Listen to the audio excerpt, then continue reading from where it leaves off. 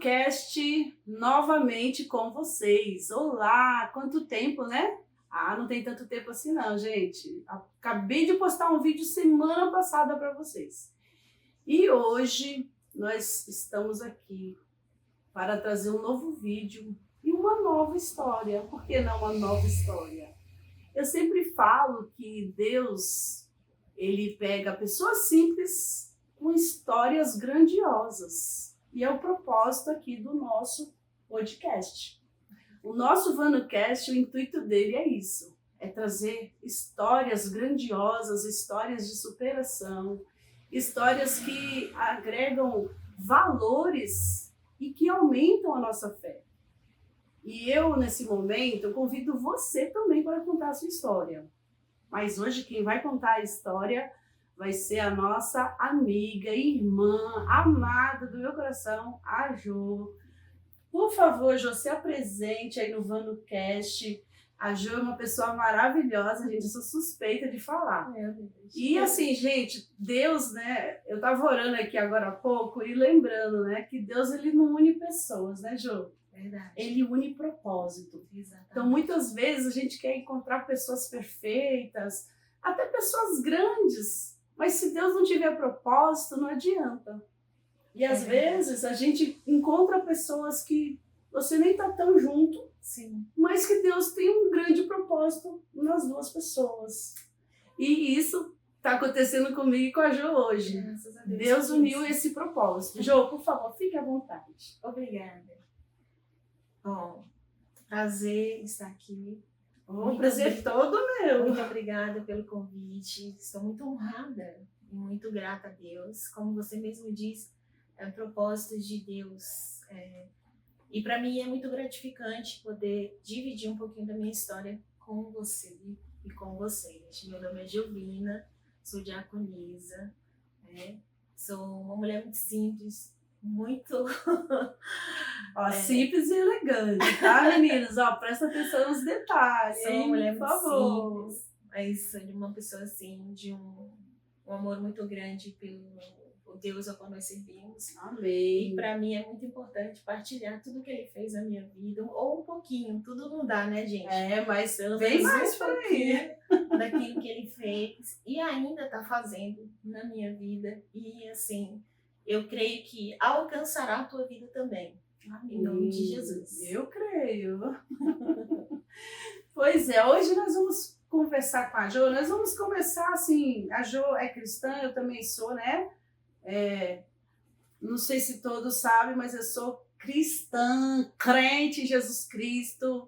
Sabe aquele crente assim bem, que é capaz de largar tudo por amor a Jesus, né? É isso que eu sempre peço para Deus. Senhor, que o meu amor seja tão grande que eu preciso largar, eu largo sim.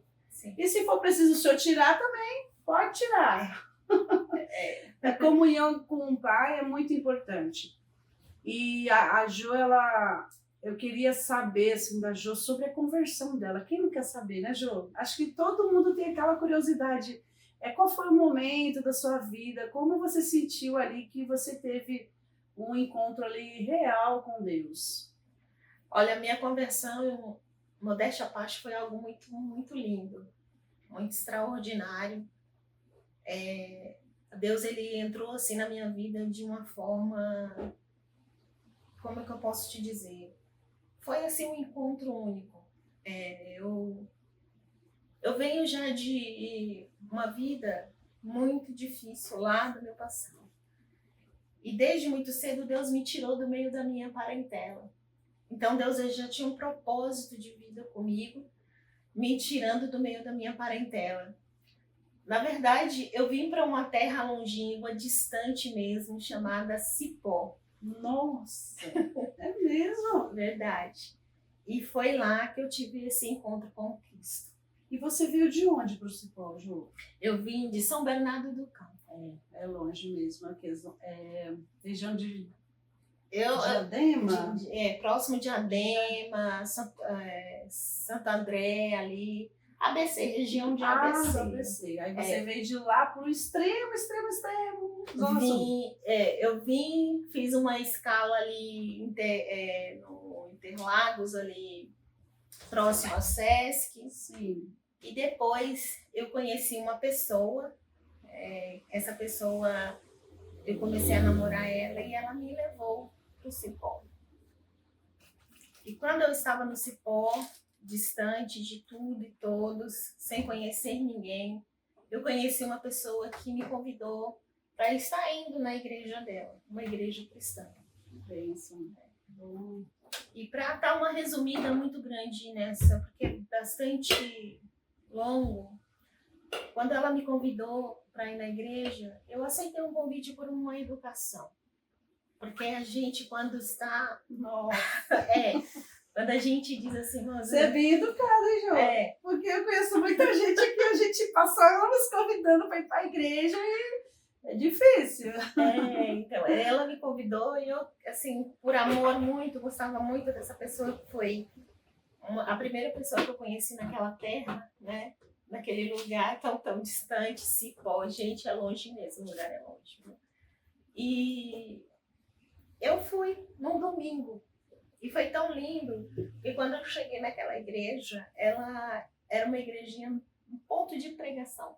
Bênção, né? Era um ponto de pregação muito pequeno, mas muito cheio da graça de Deus, cheio da presença de Deus. E algo me impactou quando eu cheguei dentro daquele lugar, foi a esposa do pastor em si.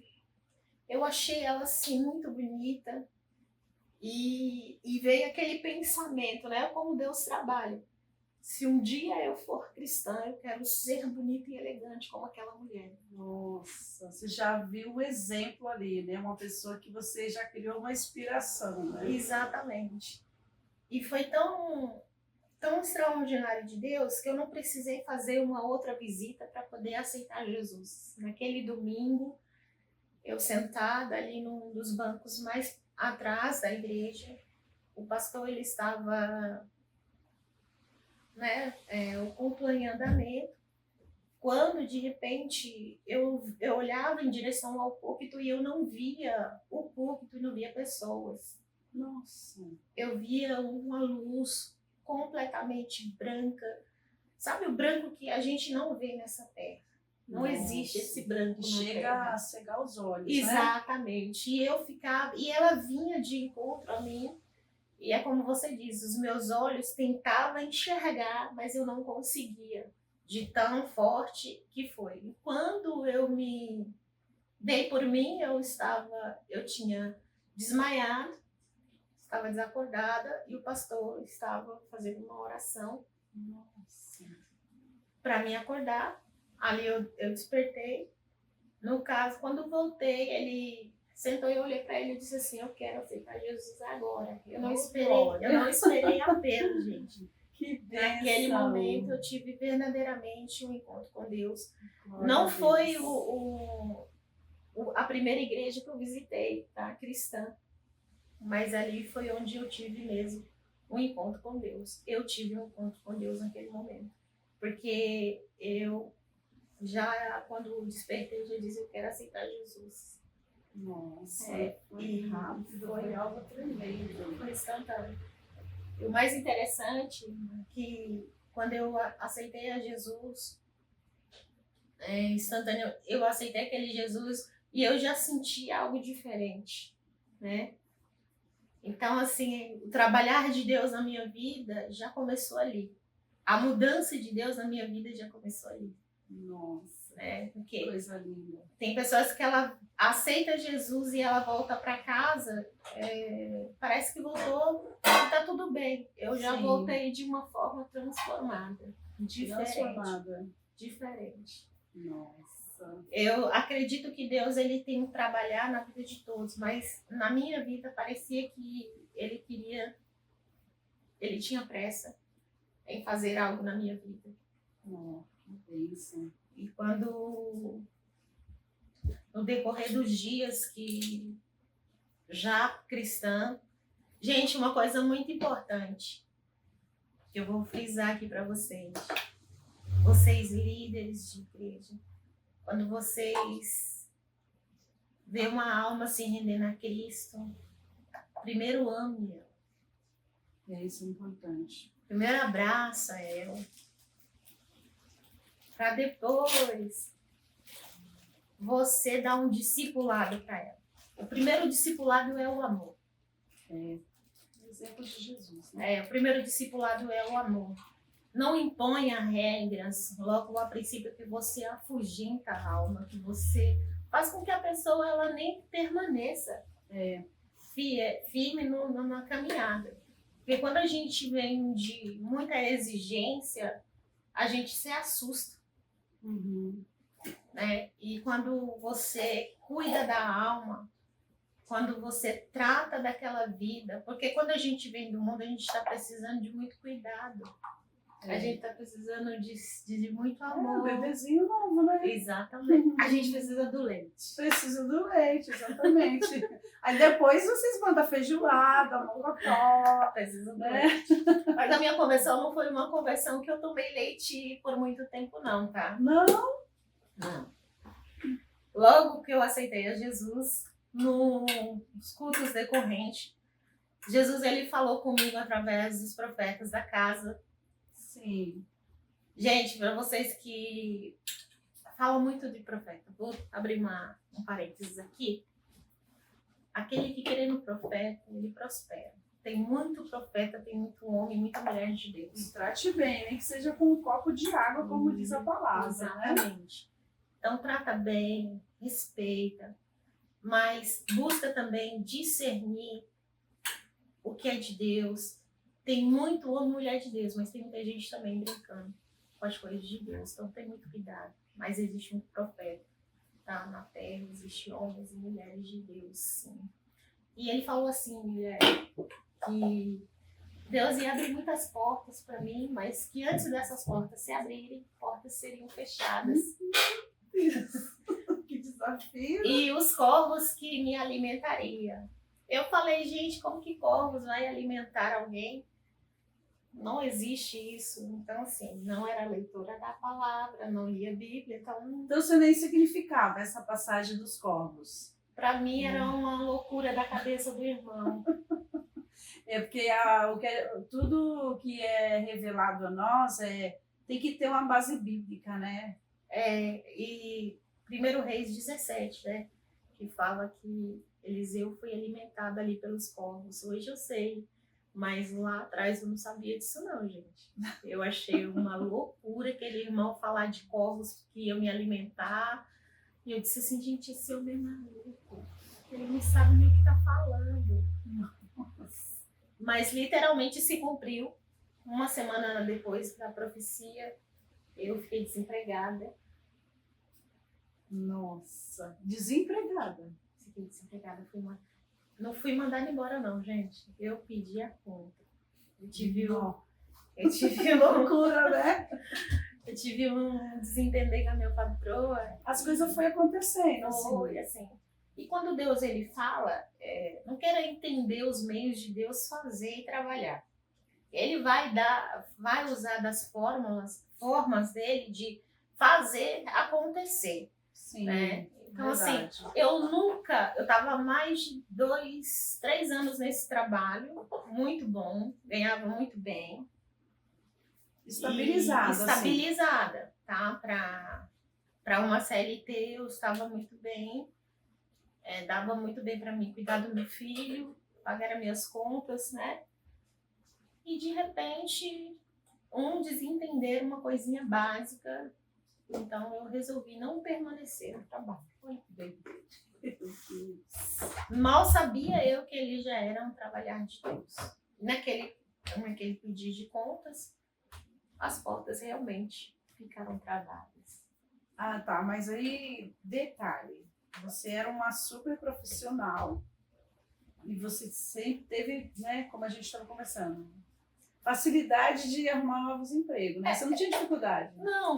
Quando a gente é autossuficiente e não é dependente de Deus, não conhece a soberania de Deus, confia na força do seu braço, você é imprudente. Verdade. Então eu fui prudente no sentido Eu achei que eu estava sendo imprudente, mas ali já era o trabalhar de Deus, eu pedi a conta, por quê? Eu não pegava seguro-desemprego porque logo eu já estava trabalhando. Então eu tinha facilidade de arrumar trabalho. Muito rápido mesmo, eu não ficava 30 dias parada. Nossa. Mas dessa vez foi diferente, mulher. Porque ninguém... E como é que você fez? Você estava morando lá no Cipó, que Cipó, gente, Cipó, né? Uhum. É um lugar bonito, maravilhoso, mas é muito distante de muita coisa, né? Uhum. É um bairro bem retirado, né? Sim. Uma região bem retirada. E aí você pagava aluguel e aí? O que veio depois disso? Qual foi a prova? Primeira prova começou... Eu até me... Meu Deus. A primeira prova foi começar a faltar as coisas dentro de casa. E quando você tem filho que não tem como manter e dar o que comer, aí o negócio estreito, né? Então... É o que a gente pensa primeiro, né? Os filhos, né? Olha, teve uma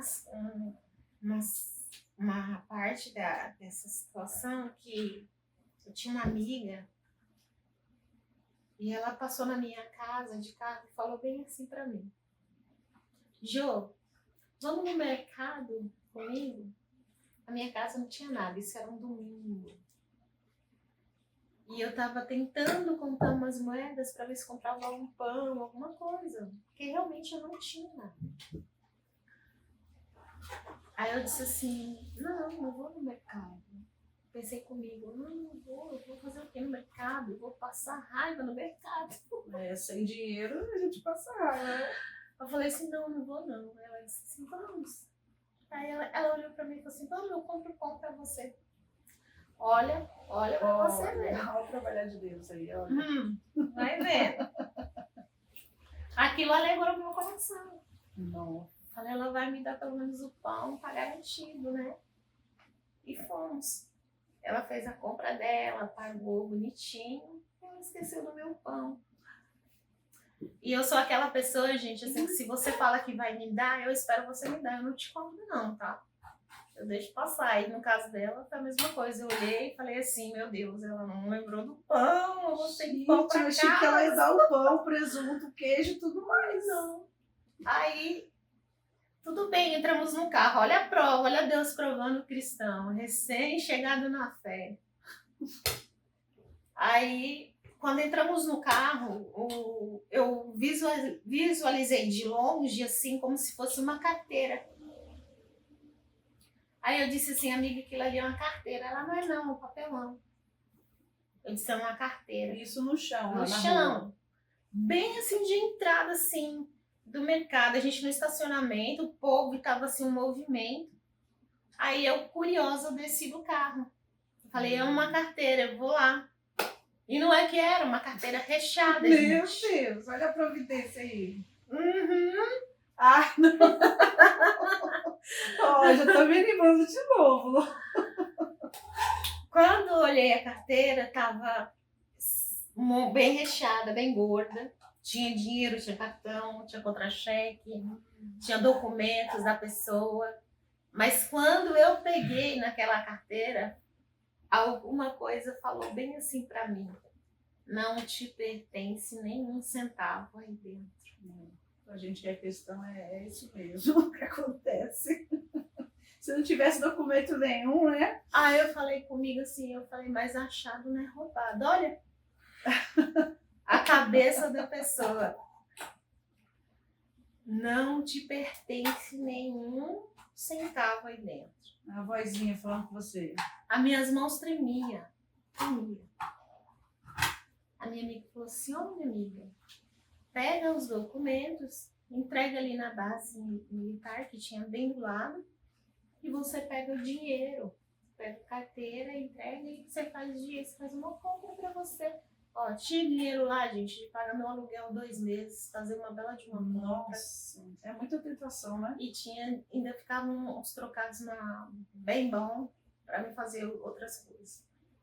Mas a voz, ela falou arduamente no meu ouvido: não é seu, nenhum centavo. Procure o dono. Aí eu falei assim: olha, eu não vou mexer em nada, eu não quero nada. Eu preciso só saber o dono, quem é o dono. Aí essa minha amiga, ela falou assim: meu marido conhece bastante gente, onde se pode, realmente você conhece muita gente, realmente. E descemos para casa dela. Quando chegamos lá, entregamos a carteira na mão dele e ele viu a foto. Era um vizinho do lado dele. Aí ele foi até a casa desse vizinho, abençoado vizinho. Falei assim: gente, sabe aquela história quando você acha uma coisa, você vai ganhar uma recompensa? A minha situação era tão crítica que eu estava esperando essa recompensa. Eu estava mesmo, em nome de Jesus. Esperançosa, né? Tava, falei, já que você não tinha nem, né? R$50, meu Deus, vai me salvar, né? E aí, esse moço, ele veio, mas ele foi tão arrogante, de uma arrogância, que quando eu entreguei a carteira na mão dele, ele olhou para mim e falou assim: eu não tô preocupado com dinheiro, o que preocupado era com meus documentos, já tava ligando para fazer um boletim. E ele pegou a carteira e nem obrigado ele deu. Podia ter dado o dinheiro todo, já que era só o documento. Aí eu, gente, olhei bem na cara dele e falei assim: não, tô tranquilo, não me pertence nada, aí tá aí seu dinheiro. Tá tudo aí, se o senhor quiser contar, o senhor pode contar. Até minha amiga falou assim: nossa, que bicho nojento, né? Mas era Deus já forjando, tratando o meu caráter. Sim, entendeu? Creio. Deus, ele trabalha de formas que a gente não compreende, mas hoje eu entendi que Deus já estava tratando o meu caráter, estava tentando me provando ali naquela situação. Eu não tinha nada, me deu uma carteira cheia de dinheiro. Eu contei esse testemunho na igreja, todo mundo ficou assim, ó, passado, boca aberta. Não, eu não sou crente a esse nível, não. Mas né? Mas as pessoas, né, infelizmente, não é todo mundo que tem a mesma, mas mesma irmão atitude. do céu, é sério, eu falei. E eu não sabia nem que era testemunho, tá? Eu falei, quando o pastor falou assim: Jô, vem cá, vem falar algo de Deus. Eu falei: não sei falar nada de Deus, não. Vou contar uma história que aconteceu comigo. É um testemunho isso aí, né?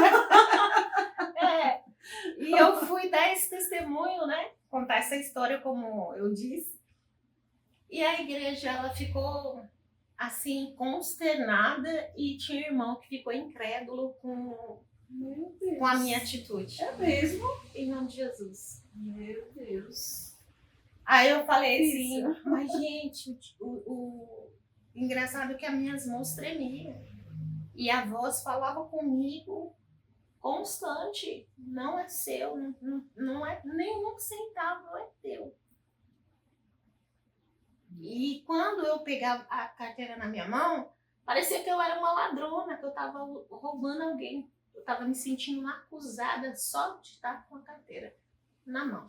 Essa foi a minha conversão em Cristo, um dos processos que começou na minha vida. E ao longo desses processos, Deus usou um profeta para falar que eu ia comer um prato de lentilha muito bom, mas que esse prato de lentilha era uma oferta do inimigo e que eu ia amargar muito, que era para me vigiar. Aí você imagina, nova convertida, prato de lentilha para mim é uma lentilha. É lentilha, né? Com bacon, né? com arroz, uma lentilha. E eu incredulamente, gente, porque ninguém falava assim para mim que o profeta ia vir, ninguém falou isso. Mas os profetas, Deus levanta os profetas e para falar. E quando a irmã falou, ela falou assim: é alguém que vai aparecer no seu caminho. Ah, então você teve esclarecimento de alguém. É alguém que vai aparecer no seu caminho. E Deus não quer que você se envolva com essa pessoa. né? Aí eu falei, mas não sei quem possa ser, não. E não demorou muito, realmente. A pessoa apareceu, eu já estava no caminho do Senhor e ele não. Me envolvi com essa pessoa. E quando eu me envolvi com essa pessoa, eu acabei engravidando dessa pessoa. Mas a gravidez não foi uma gravidez que eu descobri os primeiros meses, assim como você engravida, você já descobre que está grávida. A minha gravidez foi uma gravidez atópica que fala, foi na costela. Nossa, diferente. E eu comecei um processo aí, porque ninguém descobria que eu estava grávida. Nossa, conta essa história. E tudo começou, os sintomas começou quando a gente foi no evangelismo da igreja, e eu gosto muito de evangelismo. Então, quando tinha evangelismo, eu estava sempre envolvida nos evangelismos. E era um dia muito ensolarado. No dia seguinte, eu acordei muito inchada. Nossa. Então, não era hipertensiva. Achei que era do sol todo aquele inchaço.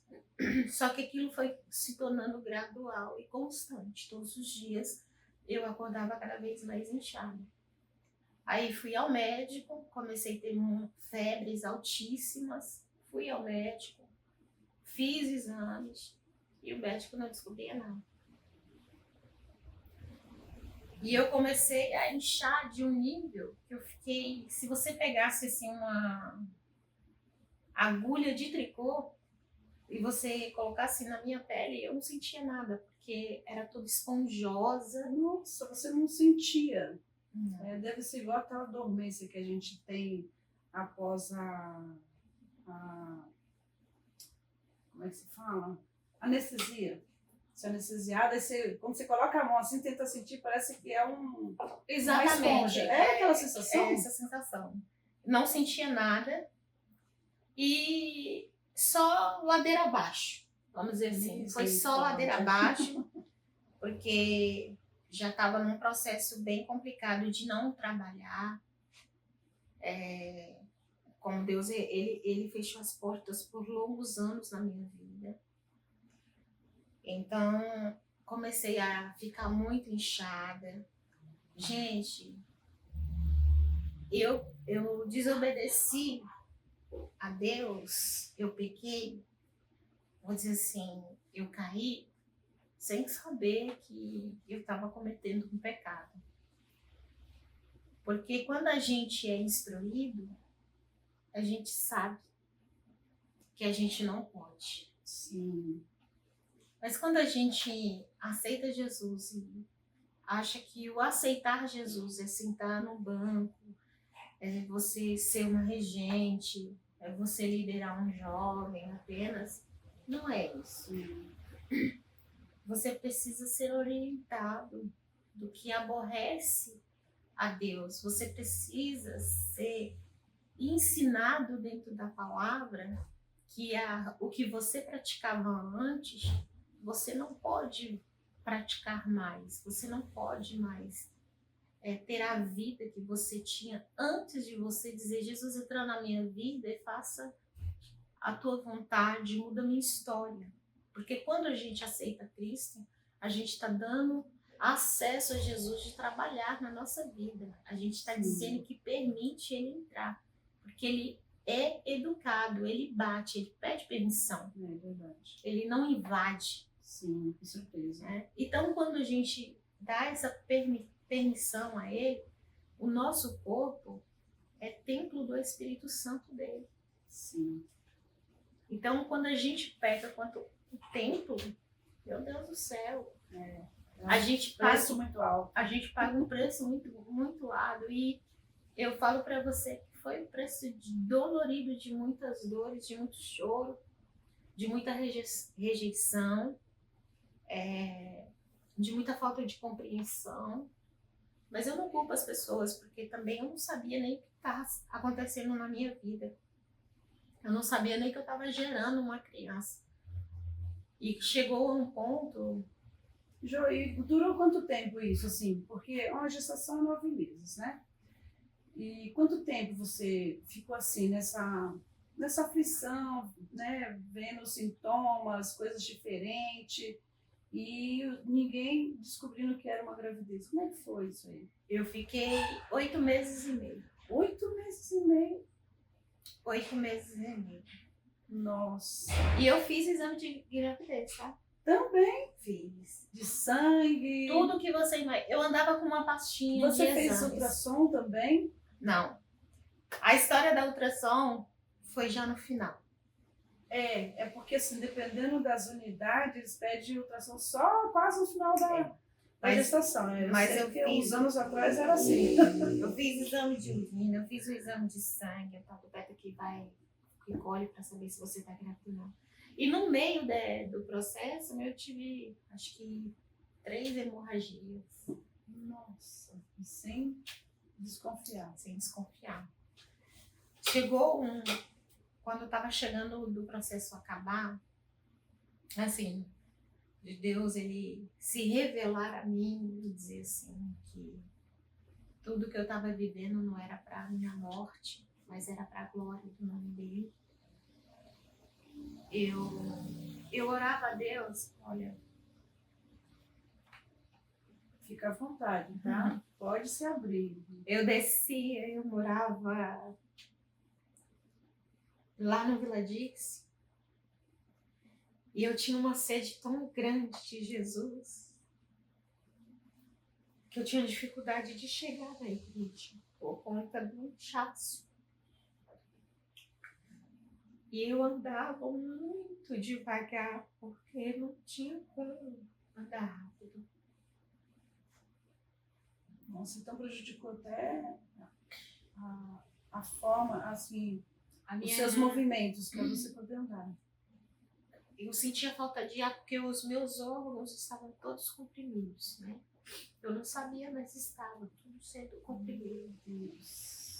Eu não comia, eu vivia à base de água, porque o meu estômago se fechou e só passava água. Então, assim, eu senti uma vontade tão grande de chegar na igreja, de ouvir pelo menos a bênção apostólica. Nossa. E eu não tinha ninguém para me dar uma carona. Então eu vivi esse processo aqui, porque Deus precisava trabalhar na minha vida.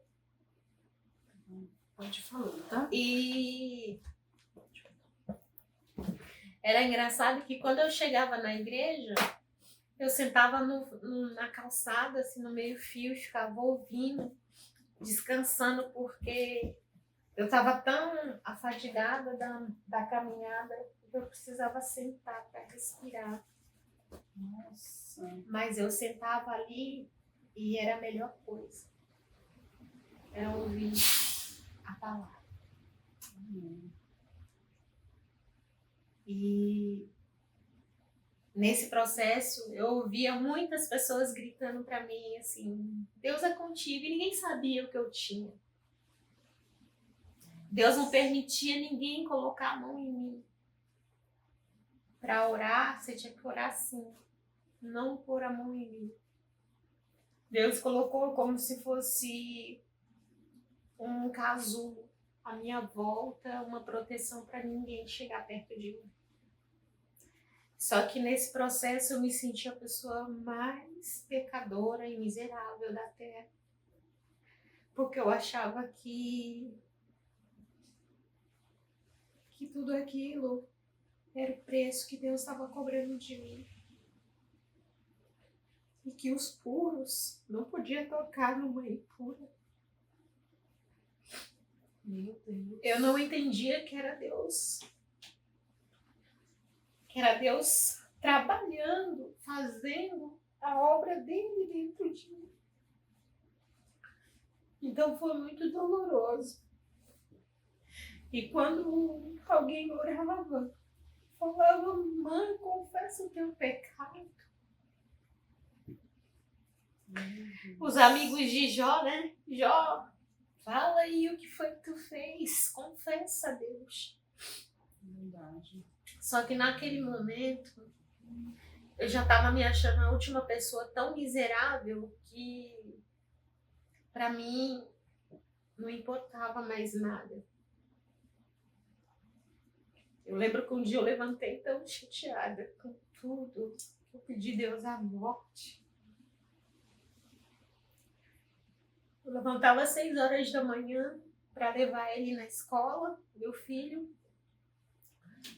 E eu lembro que eu levantei e eu comecei a chorar e dizer: Senhor, se eu sou tão miserável, pelo menos me dê o refrigério da morte. Misericórdia. Se os médicos não acham que eu tenho, então me leva logo. Mas não me deixa nesse sofrimento, nessa angústia. E uma voz audível, bem audível, disse assim: se tu morrer hoje, tu não vem pra mim. Meu Deus do céu. Imediatamente, aquilo me deu uma sensação de pânico e de alívio ao mesmo tempo. Porque eu pedi a morte e o Senhor não me deu a morte. Se Ele não quis que a morte me alcançasse, é porque Ele ainda tinha um projeto, um plano na minha vida, tinha uma nova chance para mim. Grande, né? Grandioso. Foi passando com uma semana que Deus, ele queria não, que a minha filha ia vir, né? Que ia ser descoberta, na verdade. Até então você não sabia, né? Não. Começou a ir, crente não ia na minha casa. Eu chamava os crentes para orar e eles não iam. Aí daqui a pouco começou a aparecer crente. Crente visitando, crente me visitando. Eu disse assim: agora eu vou morrer. A bênção final. Falei: agora eu vou morrer. Misericórdia, que processo, Jesus. E foi quando Deus usou a boca do pastor, meu antigo pastor João. Ele foi na minha casa. Quando ele fez uma oração para mim, ele disse assim: conta 7 dias. Eita, que ousadia, 7 dias. Conta 7 dias, a partir de hoje. Sim. E tu verás a glória de Deus.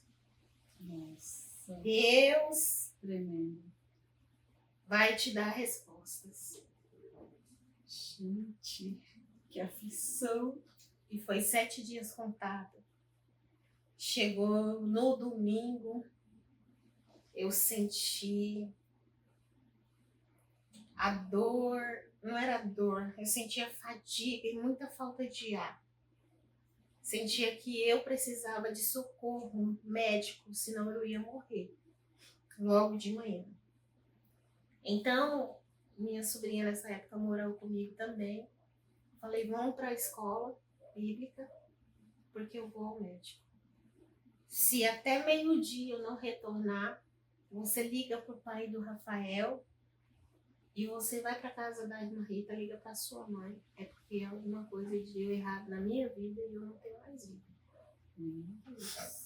Coisa, né? Aí ela disse assim: tia Ju, para com isso. A senhora não confia em Deus, não? Eu falei assim: Camila, tem alguma coisa na minha vida hoje que é o tudo ou nada. E você falava isso o quê? Assim, sentindo uma aflição? Ou você já estava mais confortada depois das pessoas, dos irmãos estarem visitando sua casa, orando? Não tinha conforto. Ainda não tinha. Não tinha conforto. Antes do domingo, eu pulei essa parte. Antes do domingo, eu fui no hospital de Itapecerica da Serra numa sexta-feira. Foi quando eu fiz uma ultrassom. Eu pedi pro médico que, pelo amor de Deus, ele fizesse qualquer coisa mas fizesse algo que visse alguma coisa em mim. Mesmo que fosse uma ressonância, mesmo que fosse uma ultrassom, mesmo que fosse raio-x, eu precisava que ele visse algo em mim. Sim. E eu lembro que era um médico gordinho, bem cheio. Ele falou assim, ó, todos os seus exames a gente faz, não dá nada. Eu vou fazer exame de imagem. Se não dá nada, eu vou te mandar para hemodiálise. Deve ser seus rins que deve estar parando e ninguém viu ainda. Ele achou que você estava com... Quando ele me mandou para ultrassom para ver meus rins, a médica que me atendeu, ela não conseguia me ver. Porque eu tava muito cheia, muito grande. Mas não era grande de barriga, era grande de gorda, de redonda, de inchaço mesmo. E ela foi apertando assim em mim o aparelho. Quando ela apertou aqui, eu senti uma dor muito grande. Nossa. Aí eu fiz, e ela disse assim, eu te machuquei? Eu falei assim, sim. Aí ela, então a gente já sabe onde que tá o foco do problema. Eu vou ter que apertar um pouco mais para mim ver se eu consigo visualizar alguma coisa em você. Nossa, era tão inchada assim. E ela foi, aí quando ela apertou, ela viu como se fosse ossos quebrados. Aí ela chamou uma equipe. E antes, Deus tinha usado uma irmã na igreja que eu ia estar, que ela me viu no lugar. E à minha volta, muitos homens de branco. E aí ela chamou, acho que uns 3 médicos. Eu não sei qual era a especialidade de cada um deles. Eu só sei que um deles olhou e disse assim, olha, ela falou assim, ela tá com a costela quebrada. Aí o outro disse, não é costela quebrada. É o pé de uma criança. Nossa. Aí quando ela falou assim, é o pé de uma criança, eu meio que levantei, olhei assim, meio doidado. Você falou uma criança, como assim?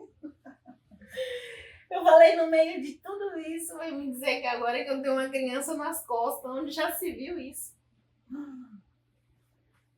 Aí ela falou assim, não é possível. Aí o outro médico falou assim, eu rasgo meu diploma se isso aí não for uma criança. Ela tá gestante e a criança está no lugar errado, é isso que tá matando ela. Nossa. Pode levar ela pra cirurgia agora. Seu celular. Ah, não. Você tinha dito. Eu falei, pode parar com isso. Ela falou assim, cirurgia? Era uma cirurgia para tirar a bebê. Aí quando eu vi aquilo, sabe quando você fica meio zonza com tudo? E eu falei assim, não, tem alguma coisa errada. Isso não é filho é na barriga. Cheirada no útero. Ela falou assim, Jovina, você tem alguém te acompanhando? Não. Você liga, que a gente vai preparar tudo, você vai pra mesa de cirurgia. Vamos te internar. Eu tá bom, doutor. Fugi do hospital. Fugiu do hospital? Você tava aguentando fugir? Não, mas eu fugi. Falei, esses povos vai me matar. Meu Deus! É sério isso? Fugi do hospital. Mas saí com aquilo ali na minha cabeça martelando. E aí você fugiu mesmo? Foi pra casa? Peguei tudo que tinha que pegar, minha filha. Era um bate-quero. É corajosa. Aí no domingo, estreitou pro meu lado. Estreitou.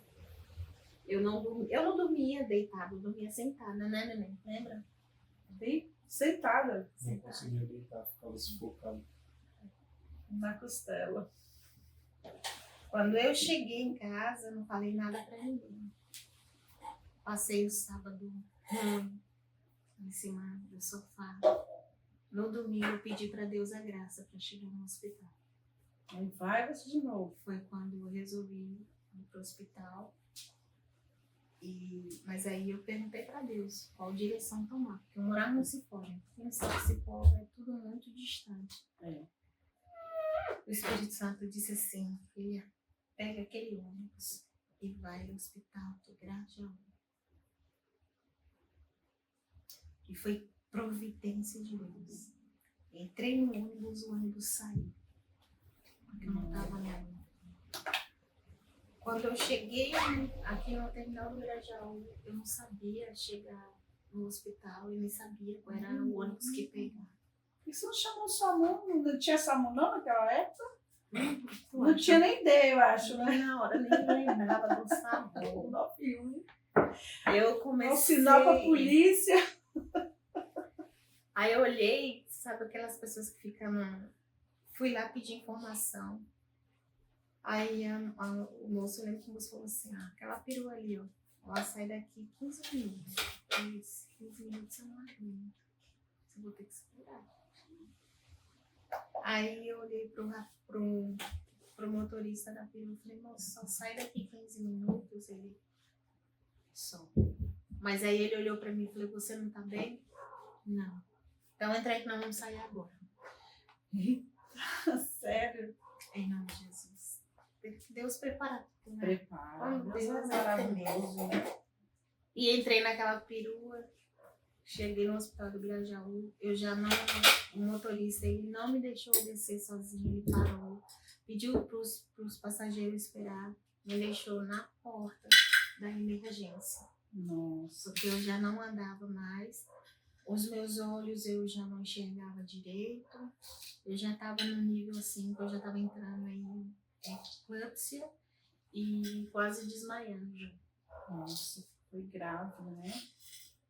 Aí quando dei entrada na emergência, eu só consegui relatar algumas poucas coisas para a enfermeira. Quando aferiram minha pressão, estava muito alta. Nossa. Então já me colocaram medicação, já me subiram para uma outra emergência. E ali foi quando eu vi a profecia da irmã se cumprindo. Muita gente em volta, vestido de branco, tentando me socorrer. Nossa, literalmente, né? Quando a médica ela falou assim, eu preciso te ajudar, mas você precisa me ajudar a te ajudar. Nossa. O que está acontecendo? E você enorme. É enorme. Aí eu disse assim pra ela, eu lembrei da médica, eu estou grávida. Aí ela olhou pra mim, você está o quê? Eu estou grávida. Aí foi fazer o cardiotoque, né? E ela não tem feto aqui. Não ouvia nada, não tinha batimento. Aí ela foi fazer uma nova ultrassom. Ela falou assim, Jovina, você não tá grávida. Mas interessante que no seu útero a gente enxerga uma luz muito branca, uma coisa clara lá dentro. Nossa. Mas você não tá grávida. Tem uma luz lá, mas não tem filho não. É sério? Em nome de Jesus. Meu Deus.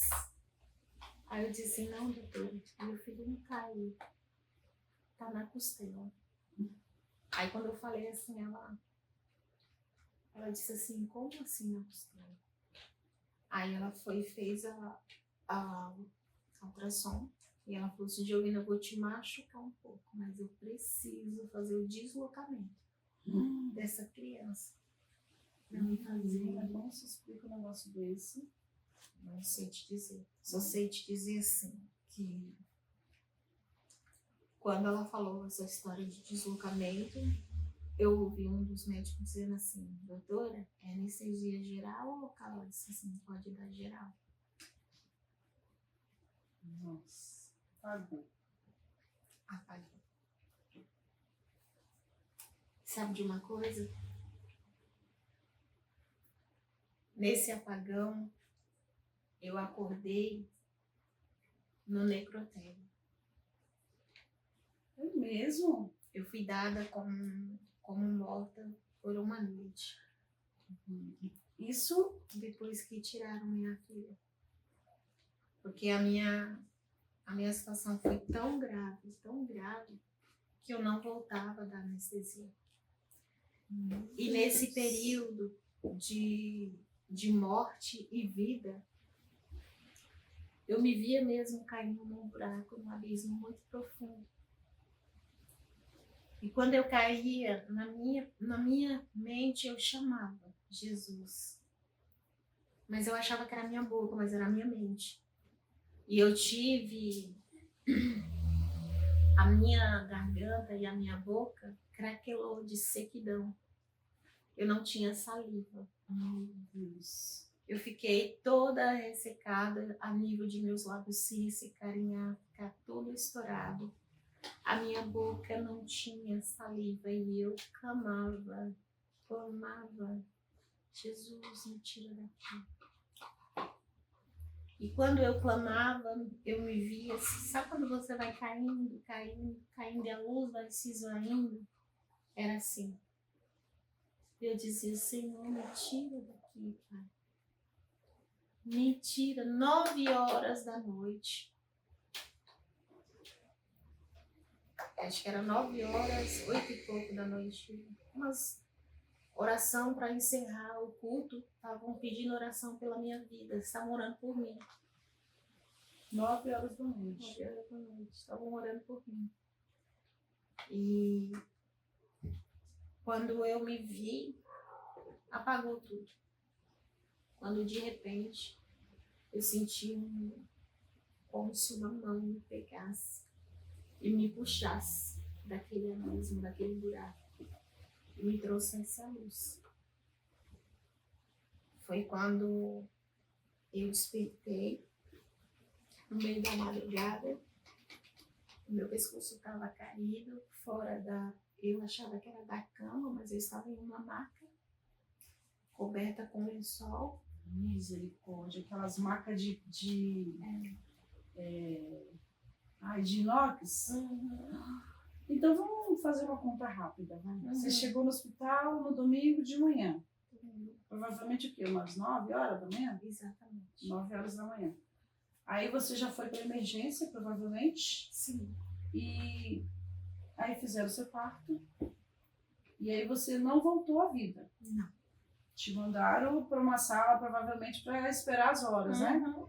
E quando a pessoa tem uma probabilidade de óbito, eles deixam ali por umas 72, né? 72 horas, mais ou menos? Eu não sei qual são o tempo que eles deixam lá, não, mulher. Por aí. Mas eu acho que é bem saber. Mais ou menos 24 horas. E aí, nessa briga toda, entre terra e céu, né? Assim, literalmente, né? Terra e céu. Aí você, 9 horas da noite, ou seja, 12 horas depois, os irmãos estavam orando, intercedendo. E aí, me conta a partir daí. Aí, a partir daí, eu vi essa mão que eu tô te falando, como se me tirasse daquele buraco, me trouxesse para a luz. E quando eu despertei, que eu acordei, o meu corpo, eu não tinha controle sobre o meu corpo. Não tinha comando. Nossa! Meu pescoço, ele estava caído. E a minha boca seca. Muito seca, muito seca, muito seca, muito seca. E tudo que eu queria era água. Ai, meu Deus, eu lembrei da passagem de Jesus, sabe? Molha lá a pontinha do dedo e coloca na minha boca. Do Lázaro. A passagem de Do Lázaro, do rico e Lázaro. Molha a ponta do dedo e coloca na minha boca, porque é agoniante sentir sede, né? Uma sede. Eu falava, água, muito fraca. Tentava chamar alguém. Eu achava que eu estava num quarto, que era noite, que estava todo mundo dormindo, e eu tentava gritar, mas eu não tinha voz, não saía. E meu pescoço assim, eu tentando subir o pescoço, não conseguia, com a cabeça entre o braço, só quando você tá completamente mole. Quando de repente eu olhei, eu vi 2 pés. Parecia não, eram 2 galochas. pé com galochas, sabe? Nossa. Brancas, aquelas botas. Sei. Aí veio na minha direção, quando ela falou assim, eu falo que era ela porque esse anjo, ele veio em forma de mulher. E ela falou assim, você voltou.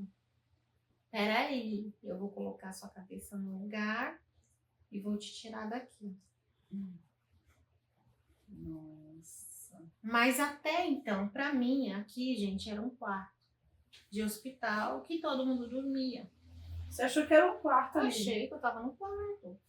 O que destacou ali naquele quarto foi só a pia de inox, que eu consegui visualizar. E quando ela tirou, me levou daquele lugar, que ela falou assim, eu vou cobrir o seu rosto para te tirar daqui. Depois eu tiro o lençol. Ai, meu Deus do céu. Eu não estava crendo que você estava viva, será? Aí eu não tava preocupada com o lençol no meu rosto, eu queria água. Gente, que agonia. Eu disse assim, mas eu me dá água, só um pouquinho. Ela, calma que a gente vai te dar água. Ela subiu comigo pro 6º andar. Detalhe, quando eu dei entrada, tinha uma mulher em trabalho de parto. Quando eu subi, aquela mulher deu a luz instantânea, porque ela levou um choque também. É mesmo? Você já chegou fazendo. Deus eu- fazendo um milagre, Quando ainda eu através da sua entrei, ela entrada, disse né? assim, meu Deus! Ela deu um grito. Quando ela deu um grito, assim, foi instantânea a criança dela. Nossa, nasceu. Ela disse assim, meu Deus, essa mulher tá aqui. Eu não acredito. Até então, pra mim, se você falasse assim que... Qualquer coisa que você falasse pra mim não ia ter sentido nenhum. Não ia, porque você passou muito tempo ausente. Então... Né? Então não tinha sentido nenhum. Então aquela cena pra mim não fez sentido nenhum. E aí veio os médicos, me levaram pra UTI. Não me deram água. Não te deram água, eles não dão. Gosto da anestesia. Me levaram pra UTI, passei o resto da noite numa UTI. Depois, no dia seguinte, a médica veio, me tirou e me levou pro quarto. Eu não tinha necessidade de ficar ali. Mas eu não sabia o que tinha acontecido. Nossa. Até ali eu não sabia de nada da minha vida. Mas eu passei por acompanhamentos médicos por um tempo lá no hospital. Ninguém me falou de um filho que eu tinha tido, de uma filha. Ninguém me deu Nossa, essa tem esse detalhe, né? novidade, né? Depois que eu fui me restabelecendo, foi que veio uma equipe médica e me deu a notícia que eu era mãe de uma menina. Nossa. Aí eu disse assim, não sou não. Sou mãe de um menino. O nome dele é Rafael. Eu não tenho menina nenhuma. O Rafael que já estava grandinho, no caso? Esse mesmo. Aí a médica e o psicólogo da unidade falou, não, Juliana, tudo bem, a gente entende, mas você precisa entender que se teve uma filha, ela está na UTI, o estado dela é grave. Nossa, já vinha outra parte. Mas você é mãe de uma menina. Só que eles também não me deram o diagnóstico dela naquele dia. Né? Sim. Aí eu falei assim, tá bom, você está achando que vai me dar um filho que eu não vi crescendo na minha barriga. Não vou aceitar isso. Simples assim, eu tenho um filho que é o Rafael. Então aquilo na minha mente não estava. E você não lembrou quando o médico falou que você estava com uma criança na costela?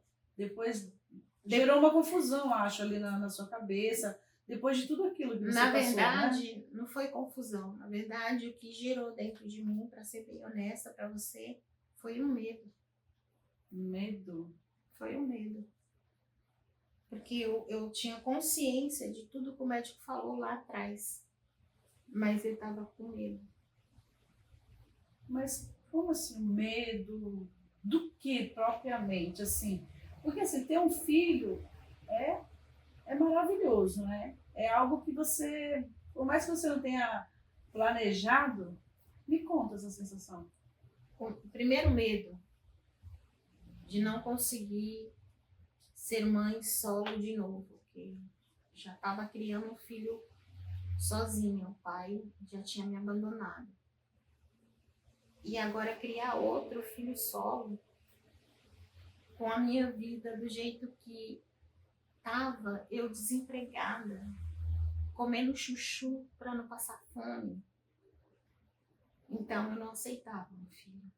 E depois eu não aceitava esse filho porque eu tinha medo das pessoas, Preconceito. da igreja. Eu tinha medo da igreja. Meu Deus, da igreja. Tinha medo do julgamento, do juízo das pessoas. Então eu tive esses dois medos dentro de mim.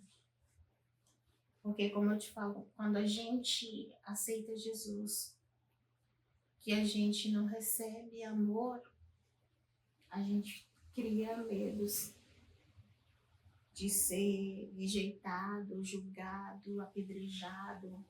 A gente cria muitos medos dentro da gente. E eu criei isso dentro de mim. Sim. Quando falaram que eu tinha um filho, acho que o maior de todos os meus medos foi da igreja, não foi nem de ser mãe e criar um filho mais sozinho. Sim. Então eu tive esse medo. Porque eu falava assim, agora as pessoas não vai mais já não me respeitam, já não gostam de mim, agora menos ainda, porque eu sou pecadora. Eu sou a mulher pecadora, sabe? Porque na minha cabeça ninguém ali era pecador. Ô, Jô, deixa eu te perguntar. Eu sei que esses medos, você explicou acerca do medo. Mas assim, essa questão toda de você ter medo e de ter medo principalmente do julgamento, das críticas, você acha o quê? É que você viu isso estampado na forma de agir das pessoas, ou você criou isso dentro de você, porque você era recente no Evangelho e você teve experiências que te levou a se sentir assim? Olha, um mix de tudo isso que você falou. Mas assim, eu vi sim, dentro da igreja, a forma como eu fui recebida por algumas pessoas. Porque eu já cheguei no Evangelho separada. O pai do meu filho já tinha ido embora com a outra pessoa. Então, quando não conhecem a tua história, as pessoas elas deduzem, elas pensam o que elas querem de você, elas não perguntam para você. Então, eu vi mulheres tendo ciúmes de mim com seus maridos, achando que eu era uma mulher qualquer, que ia me envolver com qualquer. A forma de me vestir lá fora, as pessoas elas achavam que isso era um motivo delas olharem para mim de forma diferente, de fazer mau juízo de mim. Quando você se converte, você não tem um guarda-roupa de crente, filho. Você não tem roupa de crente. E até porque Deus ele não está preocupado com a sua veste física, mas sim com as suas vestes espirituais. Sim. E quando você chega no Evangelho, quem vai transformando, mudando, trabalhando na nossa vida é Jesus.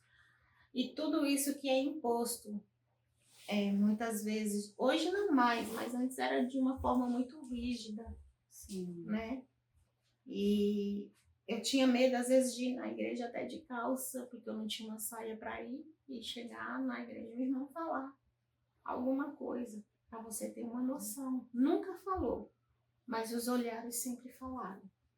Então você imagina. Naquele caso, você uma expressão, ela pode dizer tudo. Uhum. É a mesma coisa que você né, tem seu filho.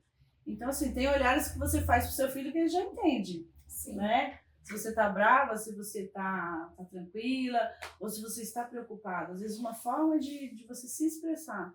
E aí, você vendo a forma de expressão das pessoas, a forma que elas conduziam, né, a seu respeito, Uhum. isso tudo começou a gerar em você todo Sim. esse medo, né? Toda essa preocupação, na verdade.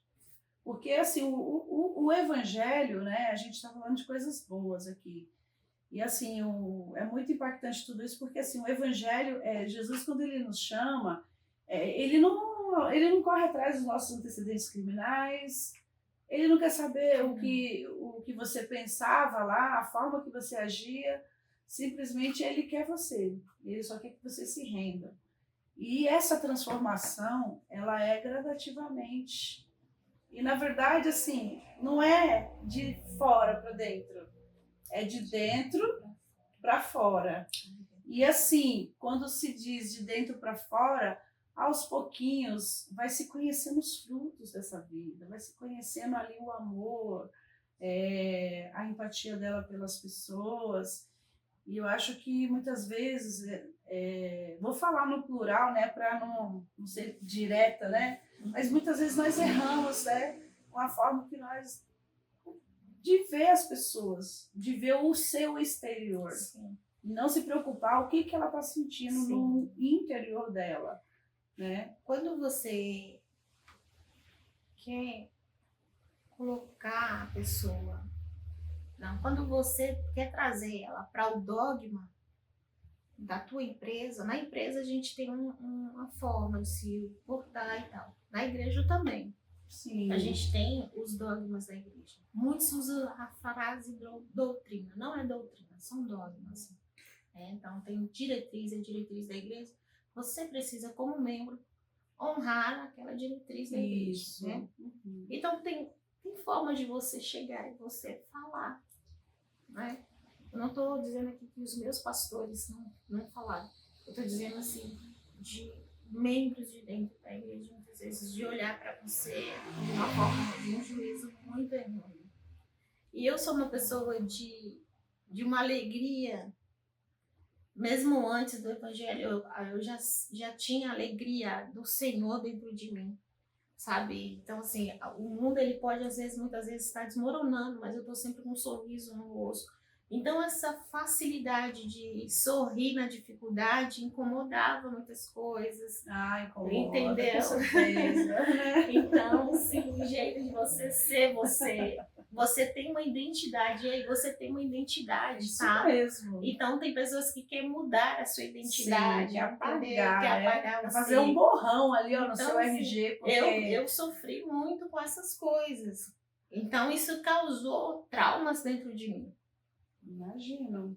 Causou traumas dentro de mim, a ponto de querer ser aceita pelas pessoas pelo que elas quisessem que me transformasse naquilo que elas queriam. Então, a aceitação delas era importante para mim, você entendeu? O medo era da não aceitação. Então, de não estar num grupo aceito. Nossa, você se preocupou literalmente com isso, né? Totalmente, assim, realmente, olha como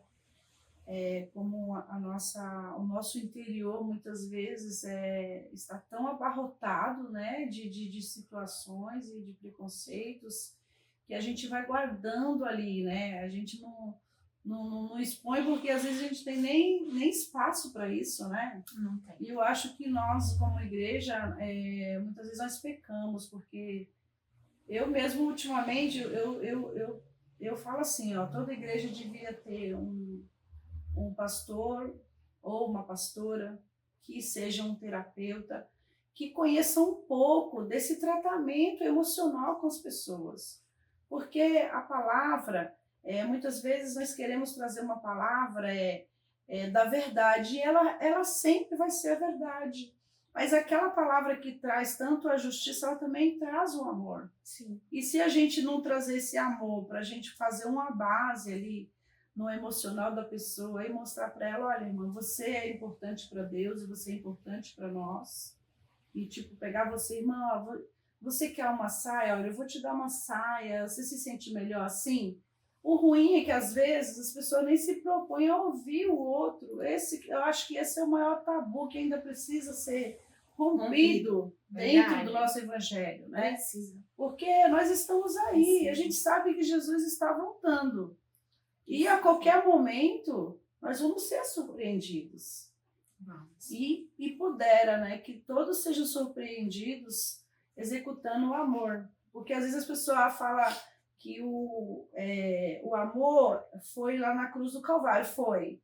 E continua sendo. O amor de Jesus é incomparável a qualquer amor nessa terra. Porém, ele também nos ensinou: amai ao próximo como a si mesmo.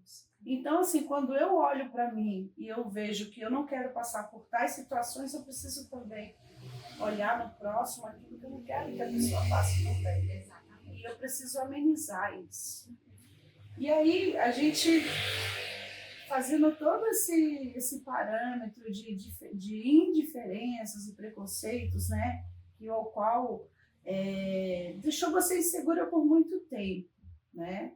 E aí você ali naquele hospital, você tinha uma criança ali à sua espera e você começou a pensar em várias outras coisas que faziam parte do seu dia a dia, que era o ministério, as pessoas. E Eu pensei em muitas coisas, menos nela. menos na criança. Menos nela.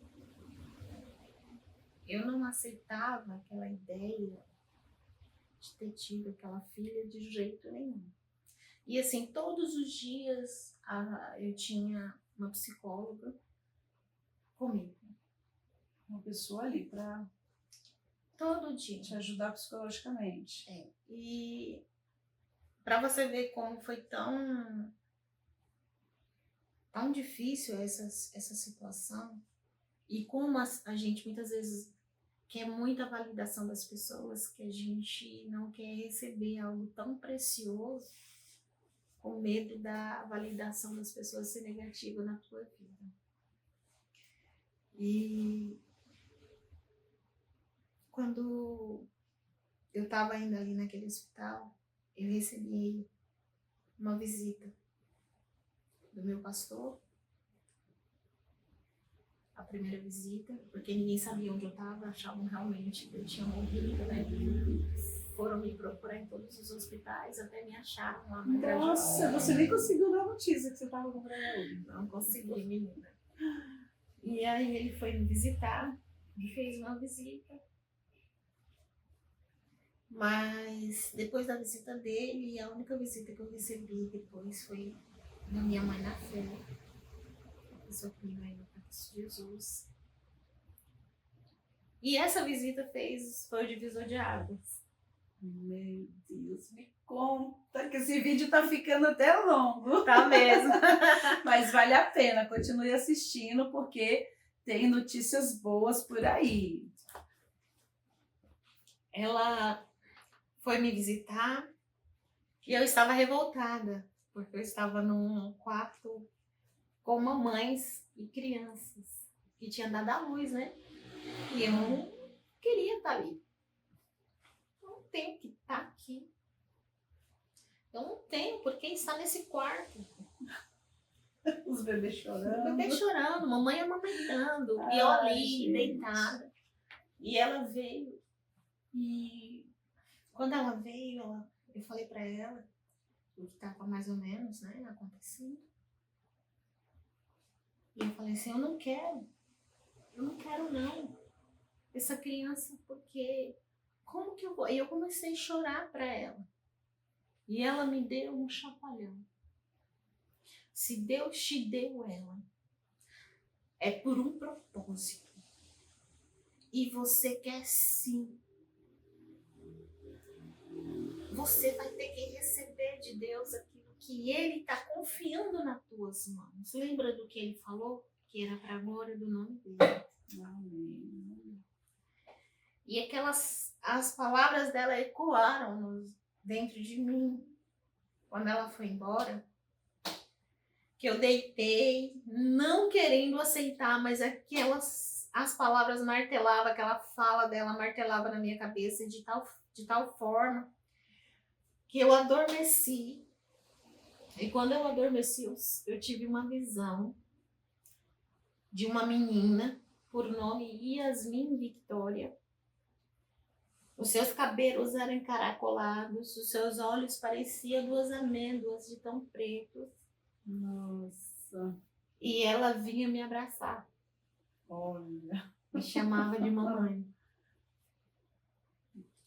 Ou seja, você passou quase 9 meses, né? Você não fez enxoval. Não tinha nada. Você não projetou, como a maioria das mães, né? A gente projeta as roupinhas, a gente projeta um nome, né? A gente faz ali, ó, sempre tem um mimo ali para esperar aquela criança e você não esperava uma criança. E de repente, aí você tem esse sonho.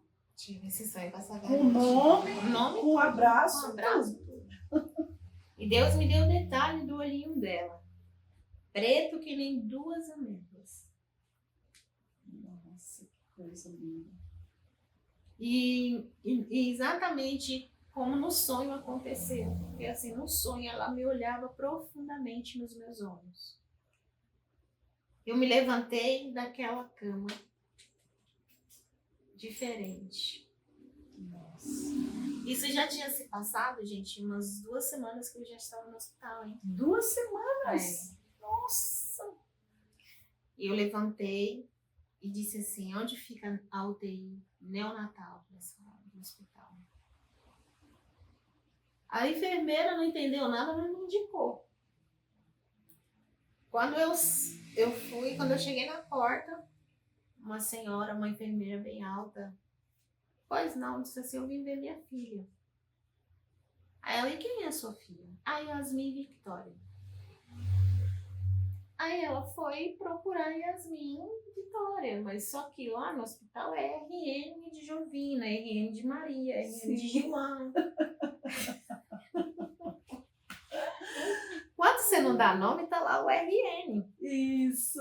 Aí ela voltou assim, não tem nenhuma Yasmin Victoria aqui não. Aí ela olhou pra você é aquele caso lá. Engraçado. No hospital eu era o caso lá. Nossa. Dentro do hospital, todo mundo... Imagina, todo mundo contando seu testemunho sem você saber.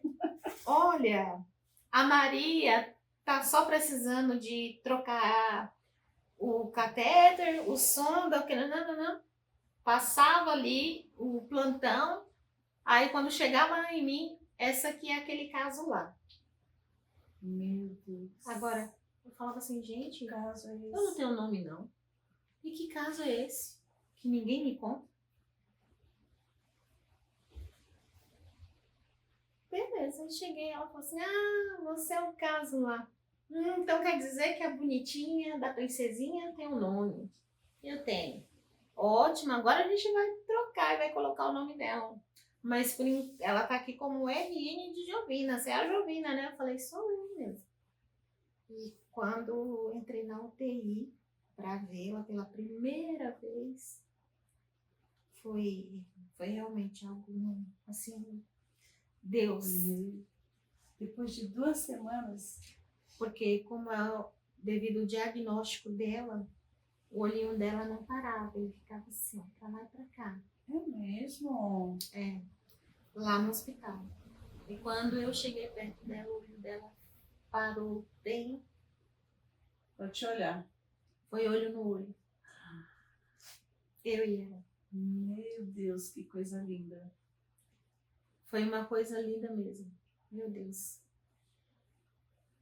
E quando eu olhei aquele tamanhozinho de gente, menina, cheio de fio, um monte de coisa. Eu falei assim, gente, eu tenho uma filha. É verdade, é real. Não teve como não amar aquela criança. Foi amor à primeira vista ali. Depois de 2 semanas. Depois de 2 semanas, eu consegui vê-la e o amor, assim, ele aflorou de uma maneira que eu não queria mais sair dali. Nossa. E eu estava em processo ainda também de